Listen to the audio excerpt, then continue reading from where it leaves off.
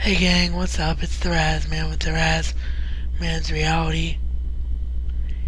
Obviously, I'm not in the best of moods today after what can only be described as a gut wrenching, heartbreaking, soul crushing loss to Texas last night by Ohio State as the Buckeyes were up, and at the very last possible second, I believe it was 28-58, somewhere around there.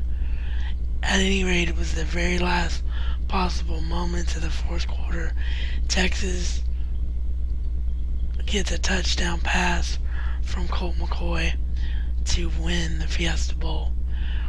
But the one thing that Buckeye fans can take solace in is that I was right when I predicted that the Buckeyes would play well and it would be closer than the experts think. And I think that Terrell Pryor showed a real growth and a real maturity and a real potential to be better and better. Remember, he's got an entire off season to become a true passing quarterback and just use his legs as a weapon for people to be scared of during the game and not his number one weapon. So I'm looking forward to that aspect of Ohio State's next season. Obviously, I'm a little bit scared with Laurinaitis, Jenkins, Freeman, and the entire senior crew graduating and moving on to the NFL. Our defense isn't going to be as good automatically, but Ohio State seems to just recycle great defenders. And we've already seen guys like Shimde Chekwa and Chris Holman step up in recent weeks this season. So we'll have to wait and see what next year brings for the Buckeyes.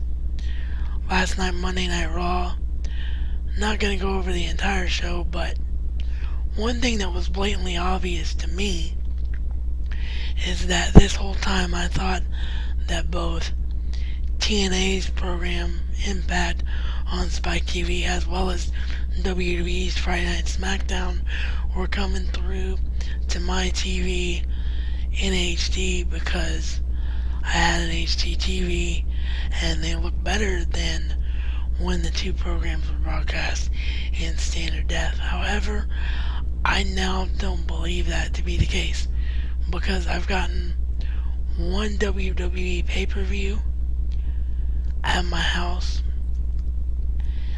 this past year, and I have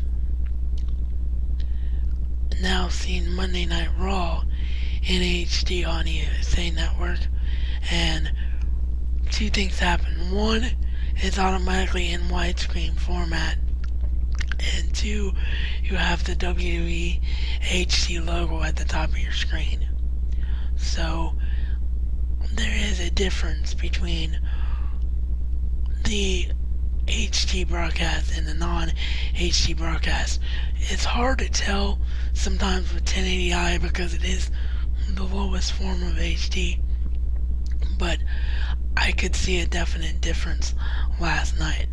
As far as the highlights from the show, you had CM Punk win the match against William Regal for the Intercontinental Championship, but he won it via disqualification. Stephanie McMahon announces that next week there'll be a rematch where if William Regal is DQ'd, William Regal loses his Intercontinental title. Also last night you had the JBL and Shawn Michaels situation continue, as in the beginning of the show, Chris Jericho and Randy Orton were filing a full protest over last week's match, saying that Michaels laid down. Stephanie McMahon said that wasn't true because Michaels did take the clothesline from hell, and therefore the referee's decision is final. Chris Jericho and Shawn Michaels are like Shawn Michaels shouldn't participate in the Royal Rumble. JBL says, I'll give in to that demand. Shawn Michaels' only function will be to be in my corner when I quote-unquote become the World Heavyweight Champion against John Cena at the Royal Rumble. But as a result of that altercation, the main event last night was Shawn Michaels teaming with John Cena against Randy Orton and Chris Jericho. The whole question all night long was, would Shawn Michaels keep his integrity, or would he try to help JBL by taking out John Cena? He did keep his integrity through the entire match, although in the beginning when he got the tag from Cena, it looked like he might attack Cena, but Shawn Michaels did get the victory for his team.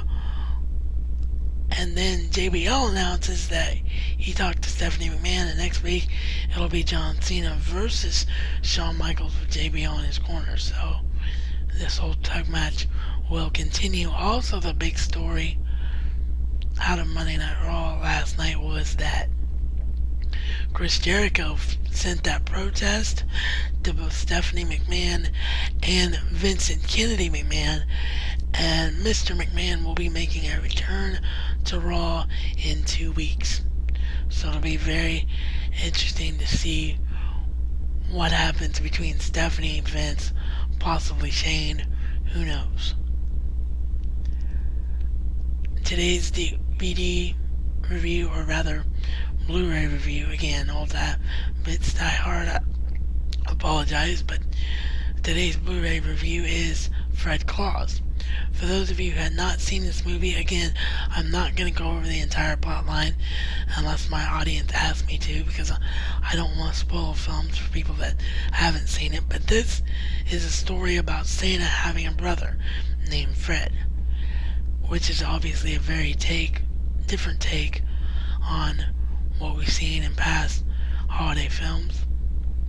The brother of Fred is played by Vince Vaughn. It is a very, very funny movie. I highly recommend it. The bonus features include your typical making of features, as well as a very funny feature which says that what we just saw in Fred Claus was real, and they explain what life is like on the North Pole, and that one made me laugh. So I highly recommend Fred Claus.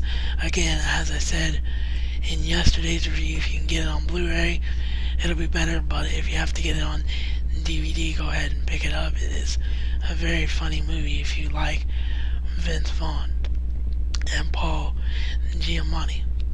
With that, this is reality according to the RazMan and RazMan style. It's not just a catchphrase, but a way of life.